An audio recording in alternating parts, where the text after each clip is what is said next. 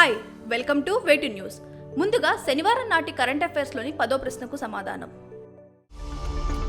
Institute of chartered accountants of India అధ్యక్షుడిగా ఎవరు బాధ్యతలు స్వీకరించారు? Option A Ranjit Kumar Agrawal, option B Charanjot Singh Nanda, option C Abhinav Mukunda Sharma, option D Vinay Kumar Singh. సరైన సమాధానం option A Ranjit Kumar Agrawal. Institute of chartered accountants of India 72వ అధ్యక్షుడిగా రంజిత్ కుమార్ అగ్రవాల్ బాధ్యతలు స్వీకరించారు.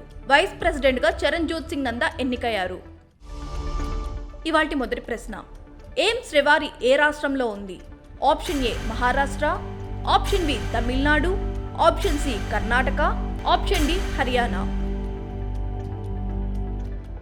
సరైన సమాధానం ఆప్షన్ డి హర్యానా. ప్రధాని నరేంద్ర మోదీ హర్యానా రాష్ట్రంలోని ఎయిమ్స్ రెవారీకి శంకుస్థాపన చేశారు. దీనికి ప్రధానమంత్రి స్వాస్థ్య సురక్ష యోజన పథకం కింద ఆమోదం లభించింది.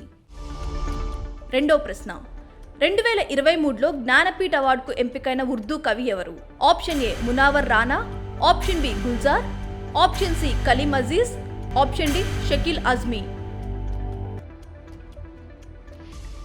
సరైన సమాధానం ఆప్షన్ బి గుల్జార్.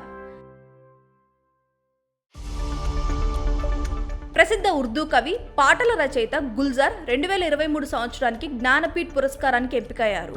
ఆయనతో పాటు సంస్కృత పండితుడు, చిత్రకూట్లోని తులసీపీఠ్ వ్యవస్థాపకుడు జగద్గురు రామభద్రాచార్య కూడా ఈ అవార్డుకు ఎంపికయ్యారు. మూడో ప్రశ్న, 60వ మునిచ్ భద్రతా సదస్సు ఏ దేశంలో జరుగుతుంది? Option A Italy, option B France, option C Russia, option D Germany. సరైన సమాధానం option D Germany.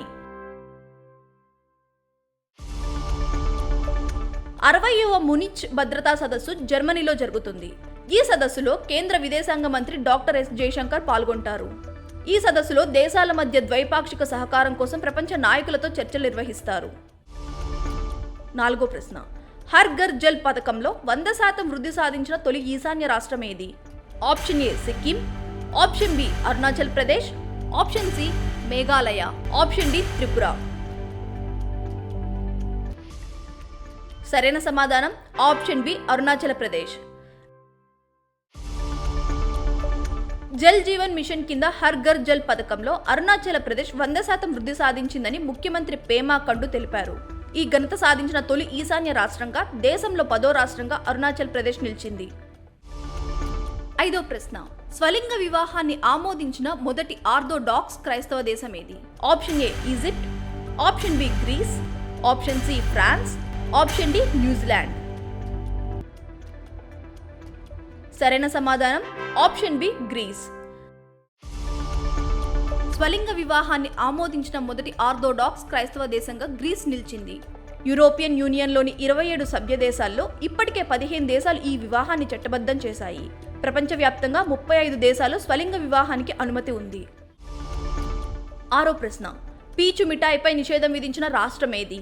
Option A Uttar Pradesh, option B Telangana, option C Maharashtra, option D Tamil Nadu.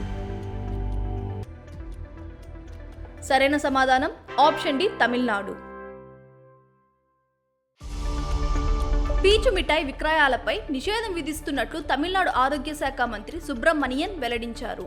వీటిలో క్యాన్సర్ కారక రసాయనాలు ఉన్నాయని తేలడంతో ఈ నిర్ణయం తీసుకున్నారు. ఏడో ప్రశ్న, ఇటీవల ఏ రాష్ట్రంలో 840 మిలియన్ టన్నుల ఇనుప నిక్షేపాలను కనుగొన్నారు? Option A Odisha, option B Tamil Nadu, option C Punjab, option D Rajasthan. సరైన సమాధానం ఆప్షన్ డి రాజస్థాన్. రాజస్థాన్ గనుల శాఖ 840 మిలియన్ టన్నుల ఇనుప నిక్షేపాలను కనుగొంది. ఇది కోడా, దాద్రోలి, తోడుపుర, లిలోటి ప్రాంతాల్లో దాదాపు 1888 హెక్టార్ల విస్తీర్ణంలో ఉంది. ఎనిమిదో ప్రశ్న, ఇటీవల ఏ దేశంలో యు టిరోట్ సింగ్ విగ్రహాన్ని ఆవిష్కరించారు? Option A Uganda, option B Bangladesh, option C Thailand, option D Myanmar. సరైన సమాధానం ఆప్షన్ బి బంగ్లాదేశ్. 200 ఏళ్ల క్రితం బ్రిటిష్ వలసవాదంపై తిరుగుబాటు చేసిన యు టిరోట్ సింగ్ విగ్రహాన్ని బంగ్లాదేశ్ రాజధాని ఢాకాలోని ఇందిరాగాంధీ కల్చరల్ సెంటర్లో ఆవిష్కరించారు. బంగ్లాదేశ్లోని భారత్ హై కమిషనర్ ప్రణయ్ వర్మ ఈ విగ్రహాన్ని ఆవిష్కరించారు. 9వ ప్రశ్న. టెస్టు క్రికెట్లో అత్యధిక వికెట్లు సాధించిన రెండో భారత బౌలర్ ఎవరు? Option A Ravindra Jadeja, option B Ravichandran Ashwin, option C Jasprit Bumrah, option D Mohammed Siraj. సరైన సమాధానం option B Ravichandran Ashwin. Test క్రికెట్లో అత్యధిక వికెట్లు సాధించిన రెండో భారత బౌలర్గా రవిచంద్రన్ అశ్విన్ నిలిచారు.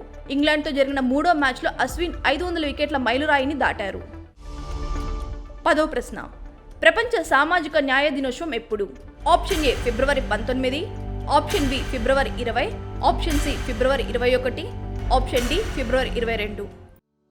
మీ పరీక్షలకు ఉపయోగపడే కరెంట్ అఫైర్స్ను ప్రతిరోజు సాయంత్రం 7 గంటలకు మీకు అందిస్తుంది వేటు న్యూస్ యాప్. ఖచ్చితమైన వార్తలతో ఎప్పటికప్పుడు మిమ్మల్ని అప్డేట్గా ఉంచుతూ మిమ్మల్ని టాప్లో నిలబెడుతుంది. అందుకే ఇప్పుడే మీ ఫోన్లో ఇన్స్టాల్ చేసుకోండి వేటు న్యూస్ యాప్.